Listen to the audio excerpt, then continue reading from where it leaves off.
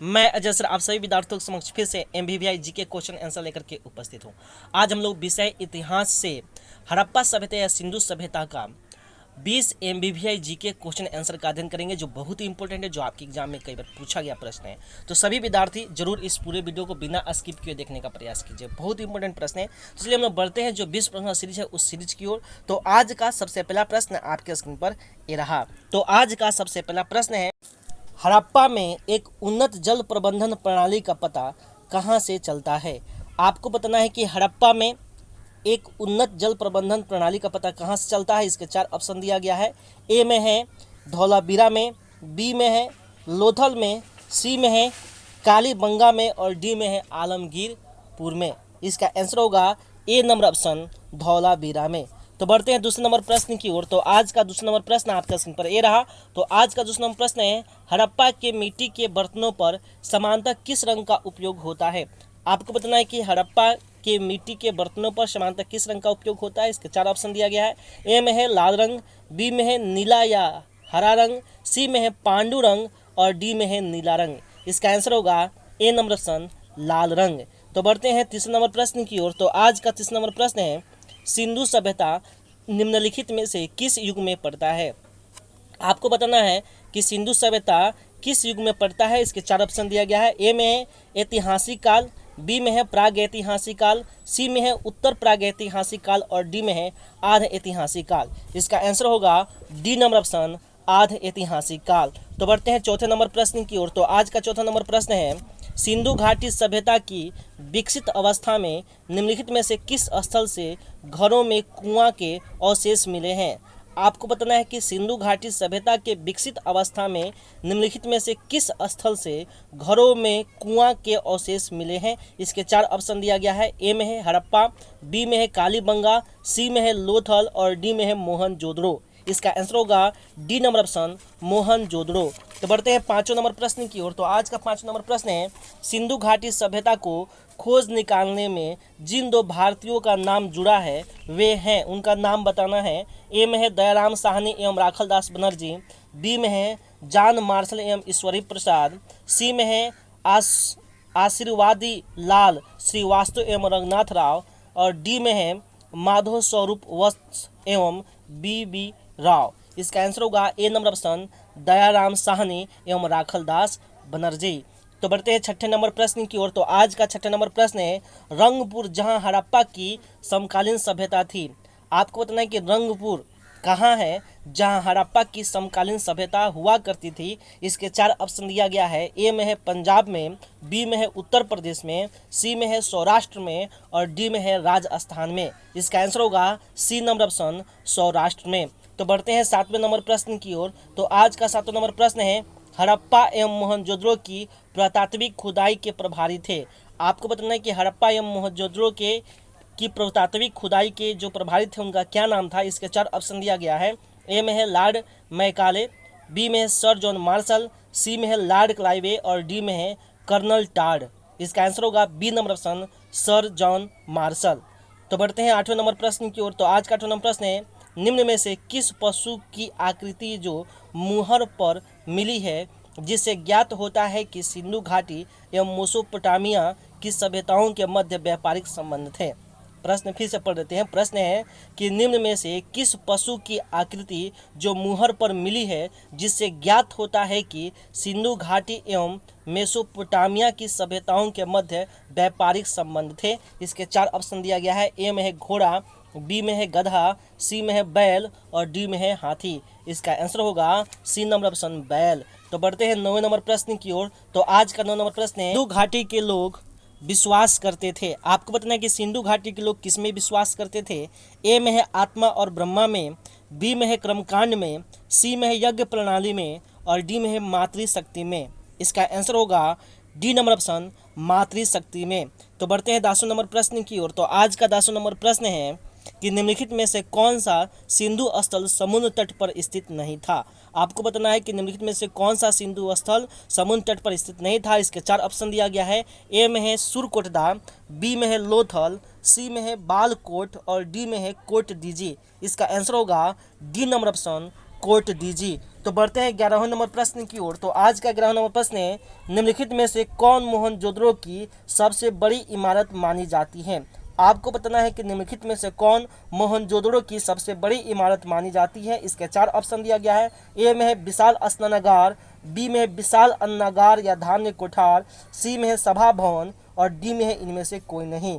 इसका आंसर होगा B number option, विशाल अन्नागार या धान्य कोठार। तो बढ़ते हैं 12वें नंबर प्रश्न की ओर। तो आज का 12वां नंबर प्रश्न है, हड़प्पा कालीन लोगों ने नगरों में घरों के विन्यास के लिए कौन सी पद्धति अपनाई थी।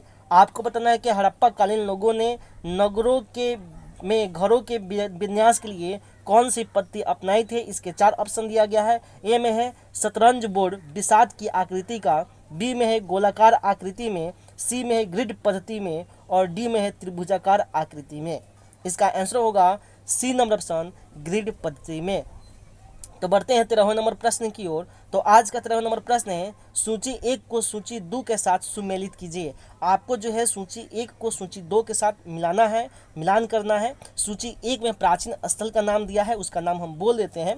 ए में है लोथल, बी में है कालीबंगा, सी में है धौलावीरा और डी में है बनवाली। और सूची 2 में पुरातात्विक अवशेष का नाम दिया गया है। एक में है जुता हुआ खेत, बी में है गोदी बड़ा, सी में है पक्की मिट्ट की बनी हुई हल की प्रतिकृति और डी में है हड़प्पाई लिपि के बड़े आकार के 10 चिन्हों वाला एक शिलालेख। अब प्रश्न पूछेगा कैसे आपके एग्जाम में, तो मैं बता दूं, आपके एग्जाम में प्रश्न पूछेगा कि जुता हुआ खेत का अवशेष कहाँ से मिला है, तो इसका आंसर होगा कालीबंगा से। दूसरा नंबर प्रश्न पूछ देगा कि गोदी बड़ा कहाँ से मिला है, गोदी बड़ा का अवशेष कहाँ से मिला है पुरातात्विक अवशेष, तो आप बताइएगा लोथल से। यानी ए का मिलान जो है 2 से होगा और बी का मिलान 1 से होगा। ठीक उसी प्रकार प्रश्न पूछ देगा कि पक्की मिट्ट की बनी हुई हल की प्रतिकृति कहाँ से मिली हुई है, एग्जाम में प्रश्न पूछेगा, तो आप बताइएगा बनवाली। इसका मतलब है कि 3 का मिलान डी से होगा, यानी डी का मिलान 3 से होगा। तो पक्की मिट्ट की बनी हुई हल की प्रतिकृति जो है बनवाली से प्राप्त है। और चौथा है कि हड़प्पाई लिपि के बड़े आकार के 10 चिन्हों वाला एक शिलालेख कहाँ से मिला है, तो इसका आंसर होगा धौलावीरा से। समझ में आ गया, यानी 4 का मिलान सी से होगा, यानी सी का मिलान 4 से होगा। मैं आपको फिर से बता दूं कि सूची 1 में ए बी सी डी, यानी 1 का मिलान 2 से होगा, बी का मिलान 1 से होगा, सी का मिलान 4 से होगा और डी का मिलान 3 से होगा। तो आशा करते हैं कि आपको जो है सूची 1 और सूची 2 की बातें समझ में आ गई है। प्रश्न कैसे पूछे एग्जाम में हमने आपको बता दिया है। चलिए बढ़ते हैं 14वें नंबर प्रश्न की ओर। तो आज का 14वां नंबर प्रश्न है, निम्नलिखित पशुओं में से किस एक का हड़प्पा सभ्यता में पाई मुहरों और टेराकोटा कलाकृति में निरपरा अंकन नहीं हुआ था। आपको बताना है कि निम्नलिखित पशुओं में से किस एक का हड़प्पा सभ्यता में पाई मुहरों, यानी पाए जाने वाले मुहरों में और टेराकोटा कलाकृतियों में निरूपण या अंकन नहीं हुआ था। आपको बताना है कि किसका निरूपण, किन पशु का निरूपण जो है या अंकन नहीं हुआ था, ठीक है, वहाँ के मोहरों पे, यानी हड़प्पा सभ्यता के मोहरों पे। चलिए इसके 4 ऑप्शन दिया गया है। एक में है, ए में है गाय, बी में है हाथी, सी में है गेड़ा और डी में है बाघ। इसका आंसर होगा ए नंबर ऑप्शन गाय। यानी हड़प्पा सभ्यता में जो मोहर बनाए गए थे या टेराकोटा की जो कलाकृतियाँ थी उसमें जो है गाय का जो है आकृति अंकन नहीं की गई थी। तो इस बात को याद रखिएगा, बहुत इंपॉर्टेंट प्रश्न है। चलिए बढ़ते हैं 15वें नंबर प्रश्न की ओर। तो आज का 15वां नंबर प्रश्न है कि हड़प्पावासी किस धातु से परिचित नहीं थे। आपको बताना है कि हड़प्पावासी जो है किस धातु से परिचित नहीं थे। इसके 4 ऑप्शन दिया गया है। ए में है सोना एवं चांदी, बी में है तांबा एवं कांसा, सी में है टीन एवं सीसा और डी में है लोहा। इसका आंसर होगा डी नंबर ऑप्शन, लोहा। तो बढ़ते हैं 16वें नंबर प्रश्न की ओर। तो आज का 16वां नंबर प्रश्न है, निम्नलिखित में से किस हड़प्पा कालीन स्थल से युगल समाधान का साक्ष्य मिला है। आपको बताना है कि निम्नलिखित में से किस हड़प्पा कालीन स्थल से युगल समाधान का साक्ष्य मिला है। इसके 4 ऑप्शन दिया गया है। ए में है लोथल, बी में है कालीबंगा, सी में है बनवाली और डी में है हड़प्पा। इसका आंसर होगा ए नंबर ऑप्शन, लोथल। तो बढ़ते हैं 17वें नंबर प्रश्न की ओर। तो आज का 17वां नंबर प्रश्न है, कपास का उत्पादन सर्वप्रथम सिंधु क्षेत्र में हुआ, जिसे ग्रीक या यूनान के लोग किस नाम से पुकारा करते थे। आपको बताना है कि कपास का उत्पादन सर्वप्रथम सिंधु क्षेत्र में हुआ, जिसे ग्रीक या यूनान के लोग किस नाम से पुकारा करते थे। ए में है सिंडन, बी में है कॉटन, सी में है ए और बी दोनों, और डी में है इनमें से कोई नहीं। इसका आंसर होगा ए नंबर ऑप्शन सिंडन। तो बढ़ते हैं 18 नंबर प्रश्न की ओर। तो आज का 18 नंबर प्रश्न है कि हड़प्पा कालीन मुहरें अधिकांशतः बनी है। आपको बताना है कि हड़प्पा कालीन की जो मुहरें बनाई गई थी वह किससे बनी थी। ए में है सेल खड़ी से, बी में है काचली मिट्टी से, सी में है गोमेद एवं चर्च से, और डी में है मिट्टी एवं तांबे से। इसका आंसर होगा ए नंबर ऑप्शन सेल खड़ी से।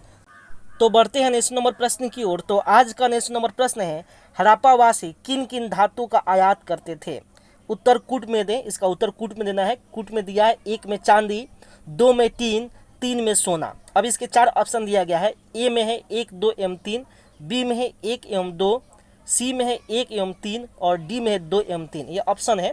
तो कूट में बताना था कि हड़प्पावासी किन किन धातुओं का आयात करते थे, तो इसका आंसर होगा ए नंबर ऑप्शन 1, 2 एवं 3। यानी कहने का मतलब चांदी, टीन और सोना, ये तीनों का आयात जो है हड़प्पावासी करते थे। तो आशा करते हैं कि आपको ये बातें समझ में आ गई है। चलिए बढ़ते हैं आज के सबसे अंतिम प्रश्न अर्थात 20वां नंबर प्रश्न आपके स्क्रीन पर ये रहा। तो आज का 20वां नंबर प्रश्न है कि हड़प्पावासी लाजवर्द भवन निर्माण की सामग्री का आयात कहाँ से करते थे। आपको बताना है कि हड़प्पावासी लाजवर्द, जिसका मतलब होता है भवन निर्माण की सामग्री का आयात कहाँ से करते थे। इसके 4 ऑप्शन दिया गया है। ए में है हिंदुकुश क्षेत्र के बदखान से, बी में है ईरान से, सी में है दक्षिणी भारत से, और डी में है बलूचिस्तान से। तो इसका आंसर होगा ए नंबर ऑप्शन हिंदू कुश क्षेत्र के बदखान से। इसका आंसर होगा ए नंबर ऑप्शन हिंदू कुश क्षेत्र के बदखान से। तो आशा करते हैं कि आपको ये 20 प्रश्न समझ में आए हैं। अगर आपको लगता है कि सही प्रश्न इंपॉर्टेंट है और आपके एग्जाम के लिए उपयोगी है तो जरूर आप मेरे चैनल को सब्सक्राइब कीजिएगा, वीडियो को लाइक कीजिएगा, साथ ही साथ इस वीडियो को शेयर कीजिएगा और बेल आइकन को जरूर दबाइए ताकि इस तरह के एमबीबीआई क्वेश्चन इससे आपके स्क्रीन में सबसे पहले मिले और आप अपने एग्जाम की बेहतर से बेहतर तैयारी कर सके। इसके साथ बिहार बोर्ड के साथ ही साथ इस देश के जितने भी युवा हैं जो किसी भी कॉम्पिटिटिव एग्जाम की तैयारी करते हैं उन सभी मित्रों से भी दोस्तों मेरी तरफ से बेस्ट ऑफ लक। जय हिंद, जय भारत।